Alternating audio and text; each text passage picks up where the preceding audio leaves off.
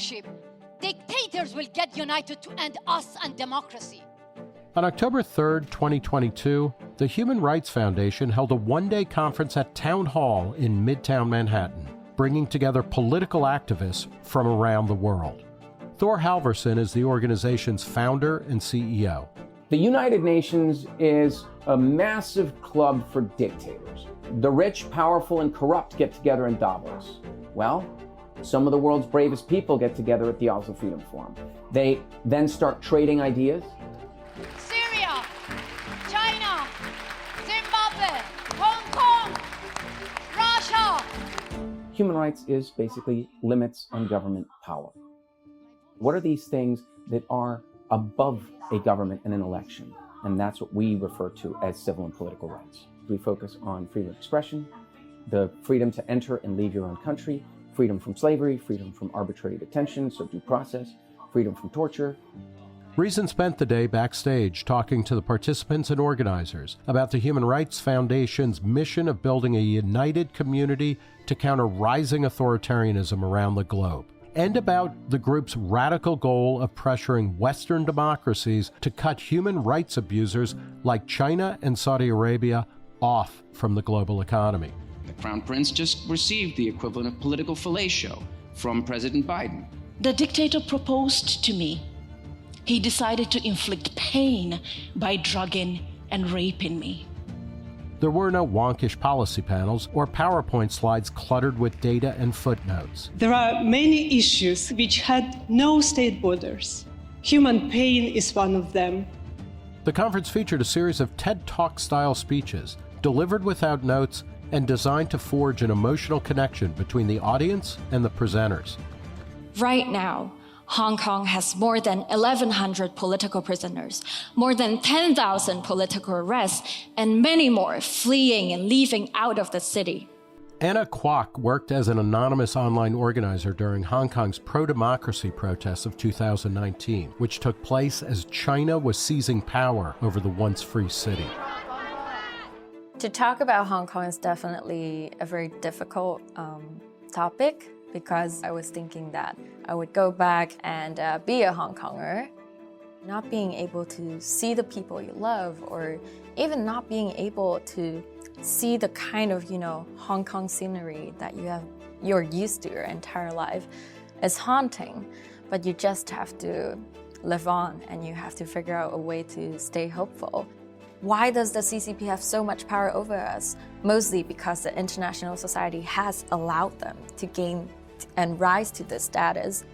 In the case of Hong Kong, the world should have unplugged China. Unplugged China, the CCP would fall.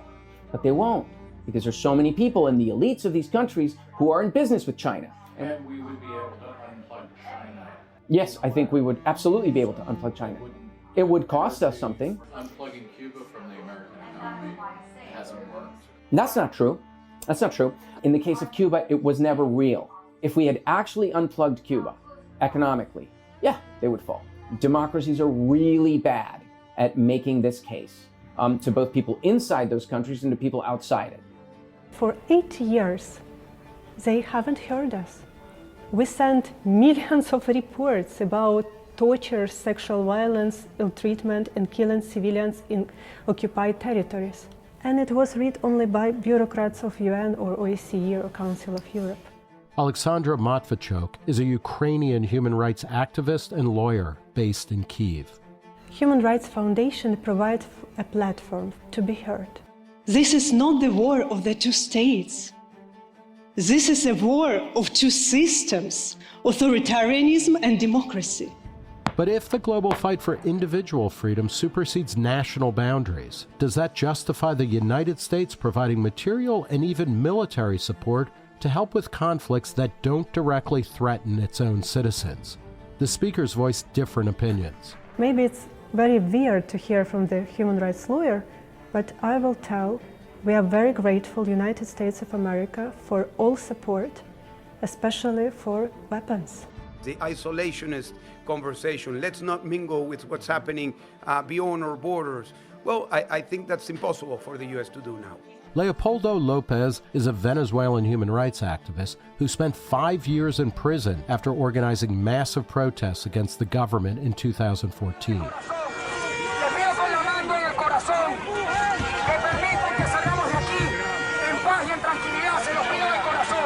I don't think the Americans really have a choice. They either defend and promote freedom inside and outside their borders, or they will lose freedom inside their country. Does that mean military force? Does it mean trade? Does it mean sanctions? Does it mean more economic and cultural engagement? I think it means it could mean all of the above. In Ukraine, it's not just a battlefield, it's a front line of the eternal war between freedom and tyranny. Former world chess champion Garry Kasparov is the chairman of the Human Rights Foundation. United States and European powers graciously offered Mr. Zelensky and his government an escape route. I do not need a right, I need ammunition. This is a message that is heard from every freedom fighter, every dissident. Now, of course, we're not always asking for actual bullets, but for any kind of support. People say, oh, you oppose dictatorships and you are a neocon. You oppose dictatorships and you want to go to war with these dictatorships. I'm not asking for boots on the ground. I'm not asking for an invasion of any country. The problems of Venezuela should be solved by Venezuelans. The problems of Russia should be solved by Russians. What we should do is at least encourage them. I want to encourage them. What are you expecting from the West or from countries or organizations outside of Iran? What can they do to further the cause of freedom in Iran? To be honest, now we don't expect the Western government to come and help us. We're trying to actually stop the Western countries to legitimizing our dictators. A top Iranian actor has posted an image of herself on Instagram without a headscarf. This to stand in solidarity with the ongoing anti-hijab protests against the government. Compulsory hijab is like the Berlin Wall. If men and women get successful to tear this wall down, then the religious dictatorship won't exist. This cause began to gain international attention in the fall of 2022 after a woman named Mahsa Amini was brutally murdered for not wearing her hijab properly. Iranian women responded by bravely taking to the streets in nationwide protests, bearing their uncovered heads in open defiance of the Islamic government. For 40 years, all the Western female politicians, they went to my country. They obeyed Taliban and Islamic Republic. They covered their hair. They legitimized my murderer. I named them Federico Mogherini, Catherine Ashton, Ségolène Royal. Shame on you. We were fighting like lonely soldier, with now we are not alone. When I see that Garry Kasparov has been fighting for years and years against Putin, Leopoldo Lopez has been fighting against Maduro, and many other activists, it just gives me power that I'm not alone in this battle. We're fighting together, and together we are stronger. But it's an uphill battle convincing the leaders of Western democracy to take a harder line against autocrats. The Human Rights Foundation produced a documentary called The Dissident, which argues that the Saudi Crown Prince, Mohammed bin Salman, is responsible for the brutal murder of journalist Jamal Khashoggi, an allegation the prince denies. In July, President Biden met with Saudi leaders, and his administration issued a recent court filing arguing that bin Salman should be granted sovereign immunity in a civil case pertaining to Khashoggi's murder. And in Venezuela, Nicolas Maduro recently shared a handshake with former Secretary of State and current U.S. Special Presidential Envoy for Climate John Kerry, and was warmly greeted by French President Emmanuel Macron, despite leading a government accused of narco-trafficking, murder, torture, sexual violence, and crimes against humanity. I completely reject the assumption that we have lost, because to me, it's not a battle that is finished. The dictatorship is really strong, and we need generations of determination, of power, of consistent effort to make actual change.